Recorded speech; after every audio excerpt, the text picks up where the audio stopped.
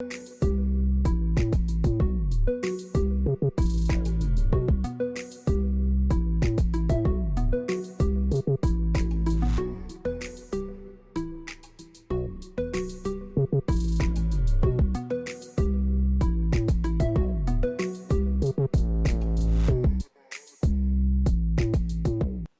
is Wednesday, January 16. Here's what's making the news. CARICOM Secretary General Ambassador Erwin LaRocque said the challenges of the December 21, 2018 vote in the Court of Law is democracy at work. Stacey Carmichael has our first report. We have to allow the democratic process to work, and that will be my comment on the matter. We've been observing, we've been looking and watching on, but the democratic process is at work. CARICOM Secretary General Ambassador Erwin LaRocque. The ambassador said the matter is before the courts and should be allowed to run its course. This, he believes, will be done swiftly. The matter is before the courts, and I think we should allow that discussion or that litigation to go through and see what is the outcome. I'm sure the court in its wisdom and all of the other appeals that may be possible will rule appropriately. My concern is that it be done swiftly, that the matter is before the courts and that the court act swiftly.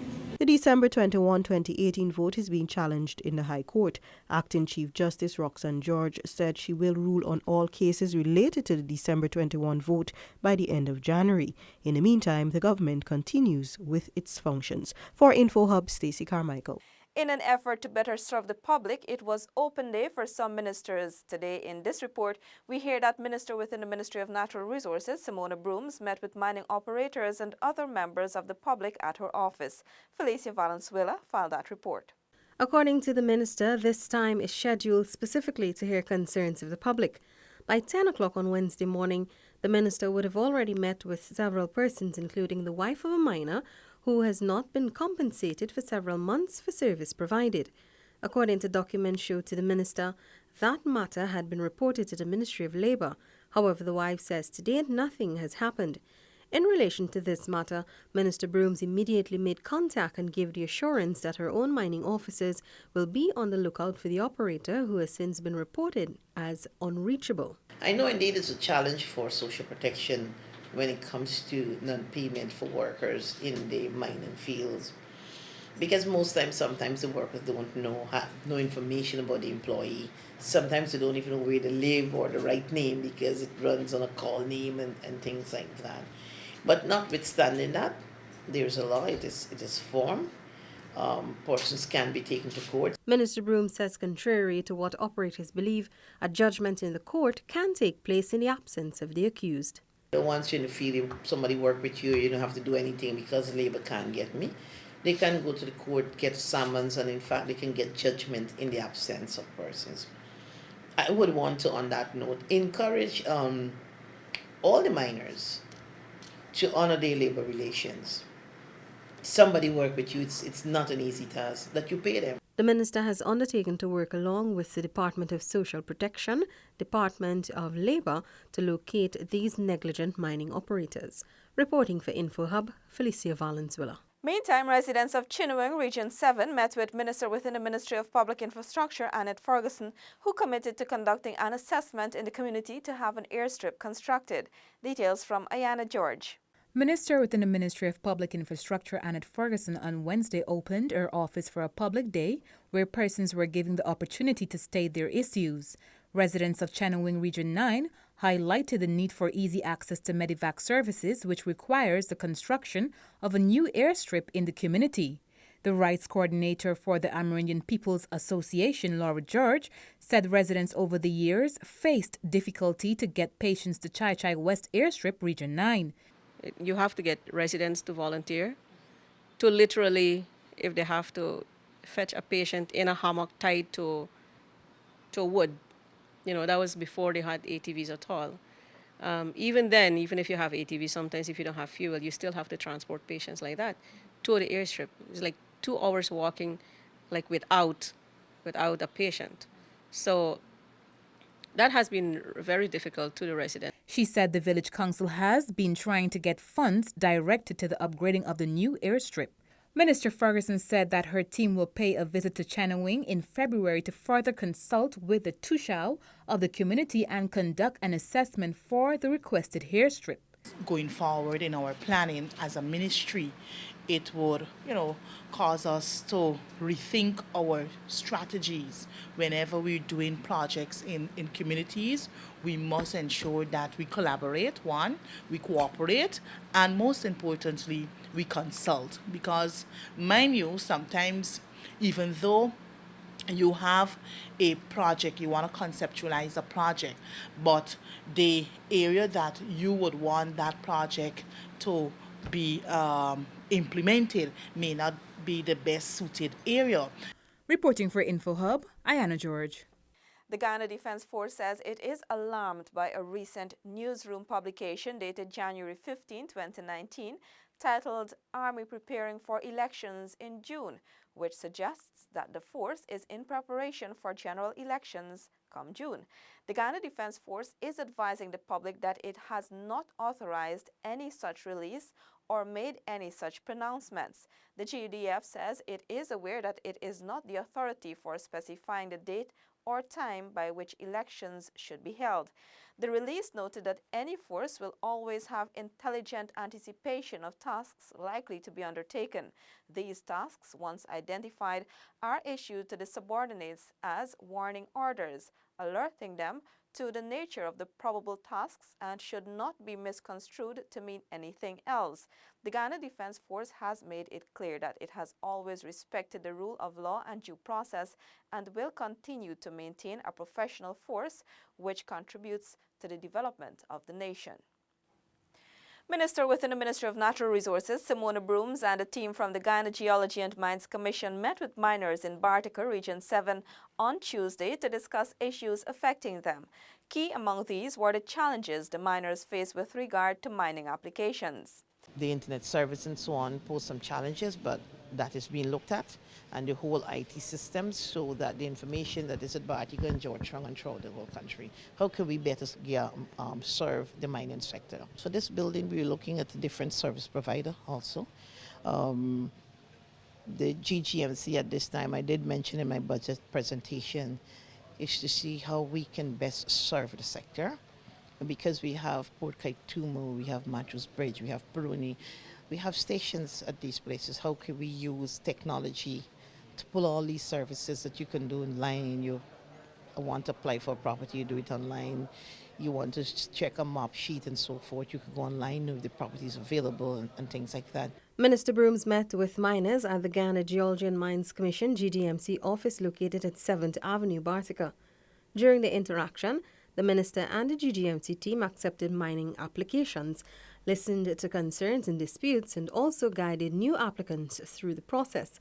However, Minister Brooms was adamant that her ministry, as it works to decentralize its service to miners, is especially looking to simplify the application process. The whole objective is to decentralize services.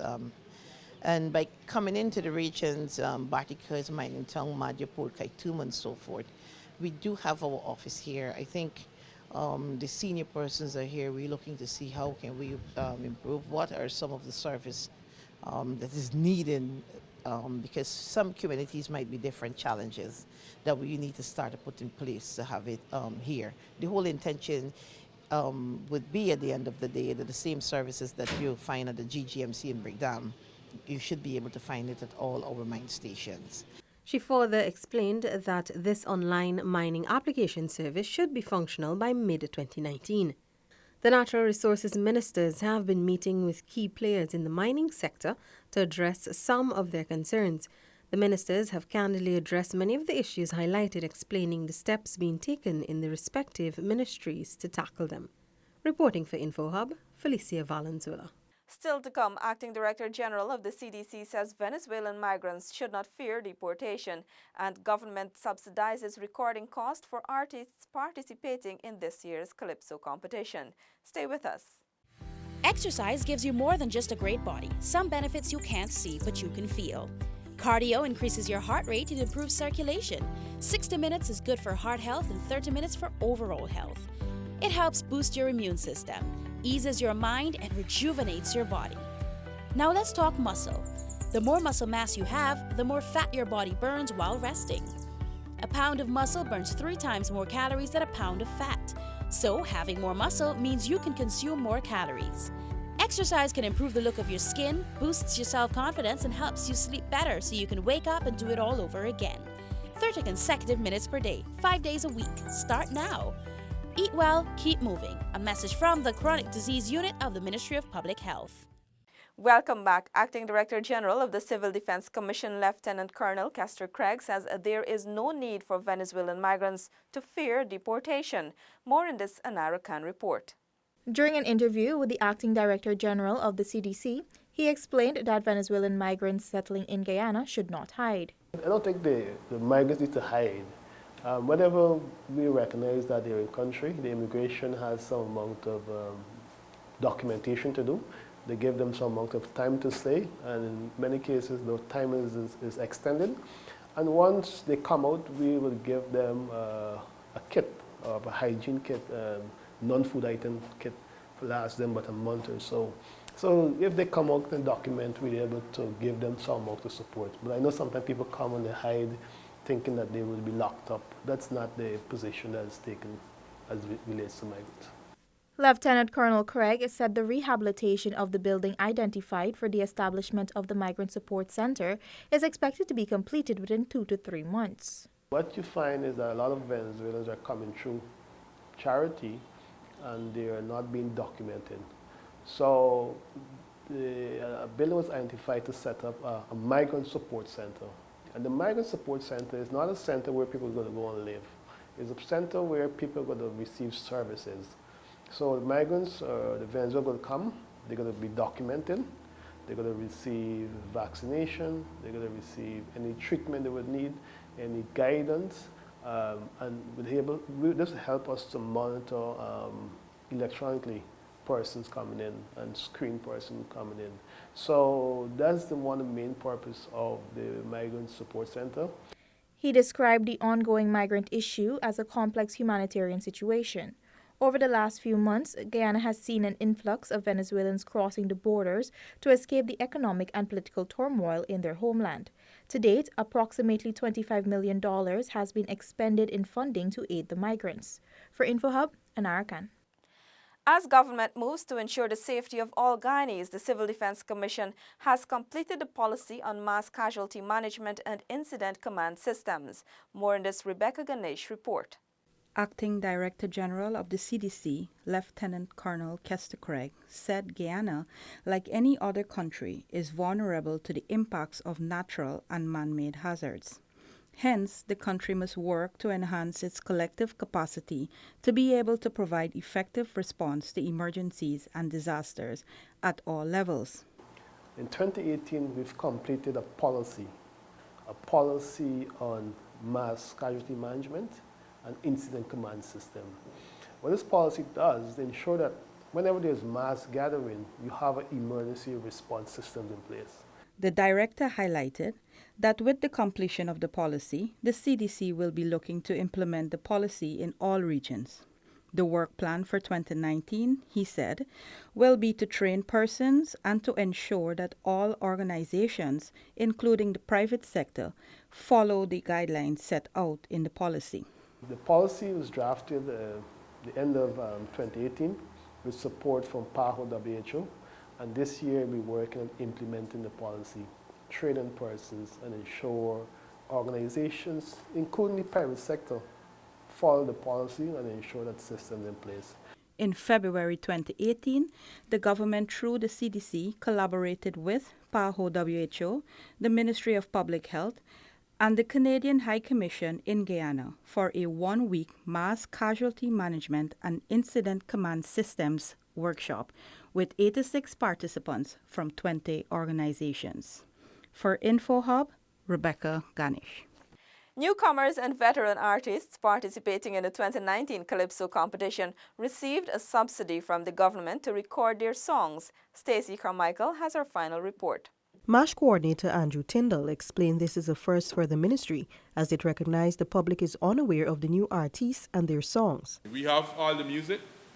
We have compiled it into one MASH compilation, and that will be presented to you so that you could play it on your programs, you could use it, you could just play it and publicize it and make it popular so that people will know the music, they could know the artists, and so it will kind of help to drive the festival as we go along. He reiterated that this compilation will be handed over to all relevant media houses and radio stations as soon as possible to promote and to create a fan base for the artists. Guyana celebrates its 49th Republic anniversary under the theme Celebrate MASH 49 with victory in mind. For InfoHub, Stacey Carmichael. That's all for this evening. Connect with us on WhatsApp, like and subscribe to our Facebook page for notifications. You can also follow us on Instagram for updates and visit our website at dpi.gov.gy. Your bridge and weather reports are up next. Goodbye.